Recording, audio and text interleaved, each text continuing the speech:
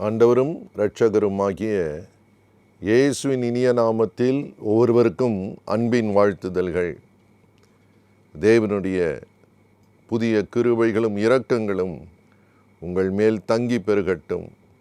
இந்த நாளுக்கென்று வேதத்திலிருந்து ஒரு வசனத்தை நாம் தியானிக்கலாம். 136 சங்கீதம் 1 வசனம் இப்படி சொல்லுகிறது: கர்த்தரை துதியுங்கள், அவர் நல்லவர், அவர் கிருபை என்றும் உள்ளது. His mercy endures forever. பிரியமானவர்களே, நிலையில்லாத உலகத்தில் வாழ்கிறோம். எதுவுமே நிரந்தரமாக இருக்கும் என்று சொல்லக்கூடாத ஒரு சூழ்நிலையிலே தான் இன்றைக்கு உலகம் இருக்கிறது. நிலையற்ற உலகத்திலே நிலையான என்றைக்கும் இருக்கிற ஒன்றை குறித்து வேதம் சொல்லுகிறது: அவருடைய கிருபை என்றும் உள்ளது. His mercy endures forever. அவர் கிருபை என்றும் உள்ளது. பிரியமானவர்களே, உங்கள் மேலே என்றைக்கும் நிலைத்திருக்கும்படி தேவன் தமது கிருபையை விளங்க பண்ணுகிறேன் என்று சொல்லுகிறார். இந்த கிருபை குறித்து வேதம் சொல்லுகிறது. சகரியாவின் புத்தகம் 12 அதிகாரம் 10 வசனத்தை நீங்கள் கவனிக்கிற போது, தாவீதின் குடும்பத்தாரின் மேலும் எருசலேமின் குடிகள் மேலும் கிருபையின் ஆவியையும் விண்ணப்பங்களின் ஆவியையும் ஊற்றுவேன் என்று கர்த்தர் சொல்லுகிறார். பிரியமானவர்களே, பரிசுத்த ஆவியானவர் ஊற்றப்படுகிற காலங்கள் யார் மேலே? தாவீதின் குடும்பத்தார் மேல் என்று எழுதியிருக்கிறது. எத்தனை பாக்கியம்! உங்களுக்கு மட்டும் கிருபை தருகிற தேவன் அல்ல, உங்கள் குடும்பத்தார் மேலே தேவன் கிருபையின் ஆவியை ஊற்றுகிறேன் என்று சொல்லுகிறார். இன்றைக்கு அநேக குடும்பங்களுக்குள்ளே பல போராட்டங்கள் இருக்கிறது. கணவர் பக்தியோடு இருப்பார், ஆனால் மனைவி அந்த பக்தியோடு இருக்க மாட்டார்கள், பிள்ளைகள் இருக்க மாட்டார்கள். அல்லது சகோதரி மிகுந்த தேவ பக்தியோடு இருப்பார்கள், ஆனால் கணவரோ பிள்ளைகளோ இருக்க மாட்டாங்க. இப்படிப்பட்ட மாறுபட்ட சூழ்நிலைகளிலே தேவன் கிருபையின் ஆவியை ஊற்றுவேன் என்று சொல்லுகிறார். குடும்பம் மேலே, upon your family his grace shall endure. பிரியமானவர்களே, ஒருவர் மேல் அந்த கிருபை இறங்குகிற போது என்ன நடக்கும்? நீங்கள் லூக்கா எழுதின சுவிசேஷம் 1 அதிகாரம் 28 வாக்கியத்தை கவனிக்கிற போது வேதம் இப்படி சொல்லுகிறது: அவள் இருந்த வீட்டில் தேவதூதன் பிரவேசித்து, கிருபை பெற்றவளே வாழ்க, கர்த்தர் உன்னுடனே இருக்கிறார், ஸ்திரீகளுக்குள்ளே நீ ஆசீர்வதிக்கப்பட்டவள் என்றான். முதலாவது சொல்ல விரும்புகிறேன், அவள் இருந்த வீட்டிலே. இந்த நேரத்திலும் கூட உங்கள் வீட்டில் இருக்கிற இந்த நேரம் தேவனுடைய வார்த்தை உங்களுக்கு நேரே வருகிறது. என்ன சொல்லுகிறார்? கிருபை பெற்றவளே, ஆசீர்வதிக்கப்பட்டவள். உலகம் சொல்லுகிறது பொருள், பதவி, ஆஸ்தி, அலங்காரங்கள் இவைகளெல்லாம் இருந்தால் ஆசீர்வதிக்கப்பட்டவள் என்று. ஆனால் வேதம் ஒரே ஒரு காரியத்தை சொல்லுகிறது: நீ கிருபை பெற்றவளா, நீர் ஆசீர்வதிக்கப்பட்டவள். If you have the grace, you are a blessed person. அந்த கிருபை பெற்றவர்களுக்கு என்ன நடக்கும்? கர்த்தர் சொல்லுகிறார், கர்த்தர் உன்னுடனே இருக்கிறார். God is with you. பிரியமானவர்களே, இருக்கிறேன் என்று சொன்னவர்களெல்லாம் இல்லாமற் போகிற இந்த நாட்களிலே பக்கத்திலே இருப்பார்கள், ஆனால் உங்கள் பட்சத்தில் இருப்பார்களா என்று சொல்ல முடியாது. பிரியமானவர்களே, கர்த்தர் உன்னுடனே இருக்கிறார். யாருக்கு? கிருபை பெற்றவர்களுக்கு. கர்த்தர் உன்னுடனே கூட இருப்பாரானால் உன் தோல்விகள் ஜெயமாய் மாறுகிறது. Impossible becomes possible. கர்த்தர் சொல்லுகிறார், அவள்தான் ஆசீர்வதிக்கப்பட்டவள். ஸ்திரீகளுக்குள்ளே, பிரியமானவர்களே, ஸ்திரீகளுக்குள்ளே ஆசீர்வதிக்கப்பட்டவளாக இருக்க தேவ கிருபை போதுமானது. அதே அதிகாரம் 30 வசனத்தை நீங்கள் வாசிப்பீர்களானால் திரும்ப கர்த்தருடைய வார்த்தை வருகிறது: பயப்படாதே. தேவன் கிருபை பெற்றவளுக்கு முதலே வாழ்த்துதலை சொல்லுகிறார். வாழ்க. பிரியமான, எவ்வளோ பெரிய ஆசீர்வாதம்! பரலோகத்தின் தேவன் நம்மளை பார்த்து வாழ்த்துவது நம்முடைய வாழ்க்கை ஆவி, ஆத்துமா, சரீரம் வாழ்ந்திருக்க வேண்டும் என்று விரும்புகிறவர். கிருபை வந்தால் போதும், நீங்கள் வாழ்ந்திருப்பீர்கள். 30ஆம் வசனத்திலே வேதம் சொல்லுகிறது, பயப்படாதே, நீ கிருபை பெற்றாய், தேவனிடத்தில் கிருபை பெற்றாய். கலங்கி போயிருக்கிறீர்களா? பலவிதமான சிந்தனைகள் உங்களை மனதை கலக்கி கொண்டிருக்கிறதா? நீங்கள் கிருபை பெற்றவர்களாக இருப்பார்களானால் உங்களோடு இருக்கிற கர்த்தர் உங்கள் பயத்தை நீங்களாக்குவார். தேவன் புதிய காரியங்களையும் புதிய வழிகளையும் உங்களுக்காக வைத்திருக்கிறவர். நீங்கள் பழையவைகளையே யோசித்து கொண்டு பழைய காரியங்களையே சிந்தித்து கொண்டு கலங்கி கொண்டிருப்பீர்களானால் இந்த நேரம் கர்த்தர் உங்களோடு கூட திட்டவட்டமாய் சொல்லுகிறார், நீ கலங்க வேண்டியதில்லை, நீ கிருபை பெற்றவள். Just receive His grace. உங்களுக்கு மட்டுமல்ல, நீங்கள் வேதத்தை வாசித்து பாருங்கள். லூக்கா எழுதின சுவிசேஷம் 2ஆம் அதிகாரம் 40ஆம் வசனம் சொல்லுகிறது, அந்த குழந்தையின் மேல் கிருபை இருந்தது, அந்த பிள்ளையின் மேல் கிருபை இருந்தது. God's grace was upon the child. அவன் ஆவியிலே பலன் கொண்டு வளர்ந்து என்று எழுதியிருக்கிறது, ஞானத்திலே வளர்ந்து என்று எழுதியிருக்கிறது.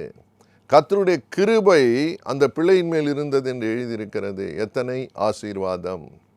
நீங்கள் கிருபை பெற்றால் மட்டுமல்ல, குடும்பத்தாரின் மேல் ஊற்றப்படுகிற அந்த கிருபையின் ஆவி இருக்கிறதே, உங்கள் பிள்ளைகளையும் வளரச் செய்யும்.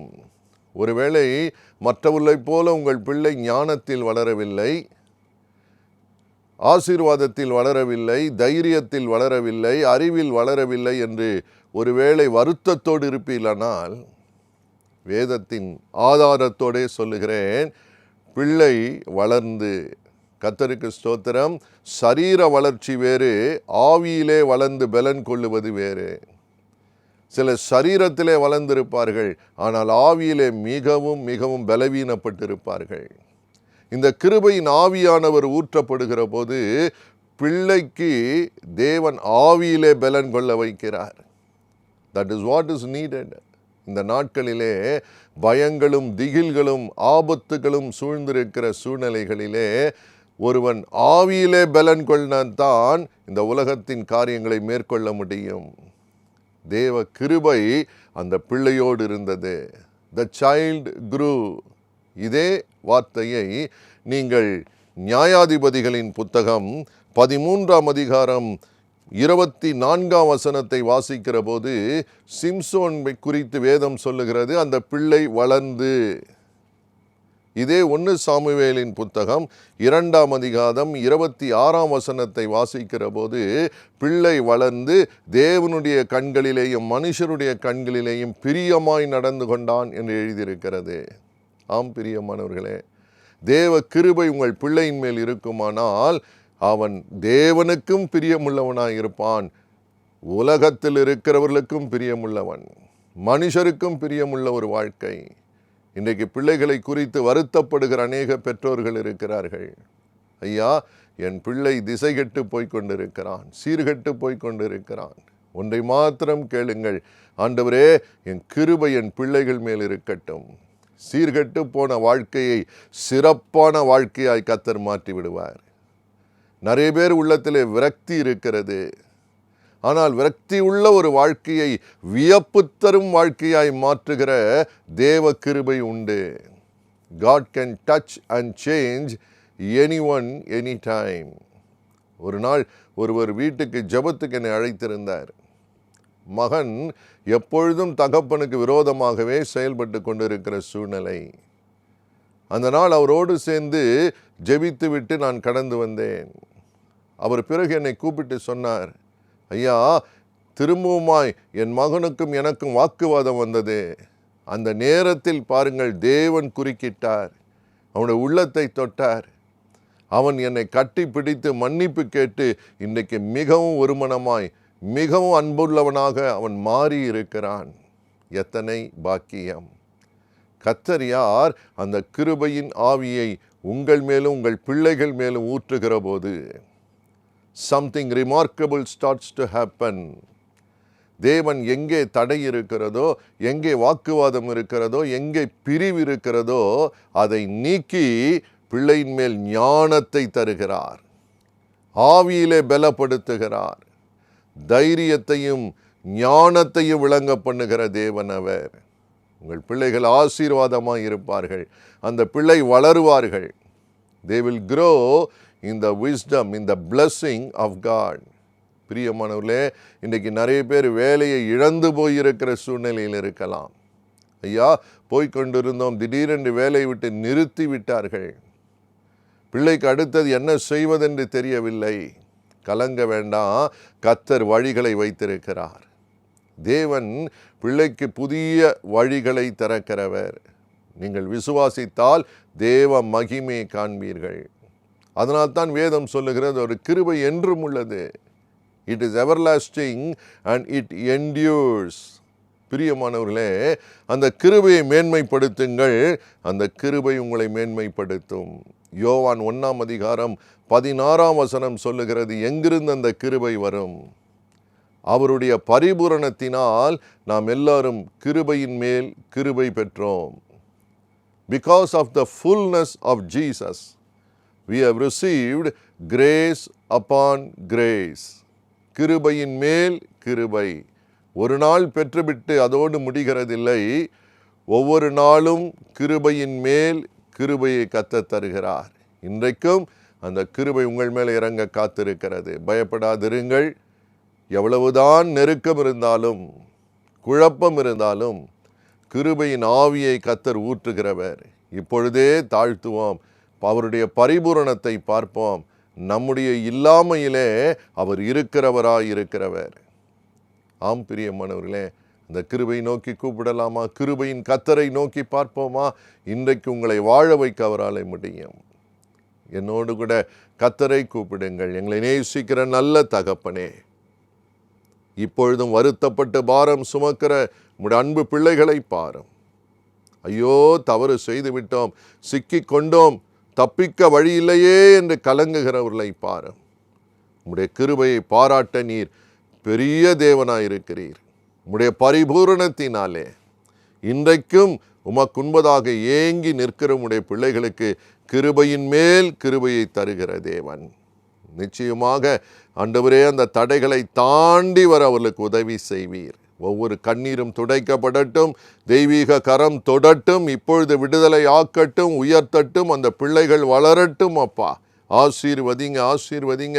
அந்த கிருபை இறங்குகிற போது அல்லேலூயா, ஒவ்வொருடைய வாழ்க்கையிலும் ஒரு திருப்பத்தை ஏற்படுத்துகிற தேவன். எல்லா குழப்பங்கள், வீட்டில் இருக்கிற எல்லா பிரிவின் ஆவிகளை அப்புறப்படுத்துகிறோம். பரிசுத்த கிருபையின் ஆவியை ஊற்றுவீராக. குடும்பத்தின் மேல் ஊற்றுகிற தேவன். பாக்கியமான ஒரு வாழ்க்கையை தந்த ஆசீர்வதி கனப்படுத்தும். சாட்சியாய் நிறுத்தி கொள்ளும். தொய்ந்து போன ஆவியை உயிர்ப்பியும். ஆவியிலே பலன் கொள்ளட்டும், ஞானத்தினால் நிறையட்டும், பொல்லாங்குக்கு தப்புவிக்கப்பட வேண்டும் என்று கேட்கிறோம். தகப்பனே, பலவீனப்பட்ட சரீரங்களை பலப்படுத்தும். உம்முடைய அதிசயமான விடுதலையை காண பண்ணுங்க. நீர் போதுமானவர். இயேசுவின் நாமத்தில் பிதாவே, ஆமேன். Amen. God bless you.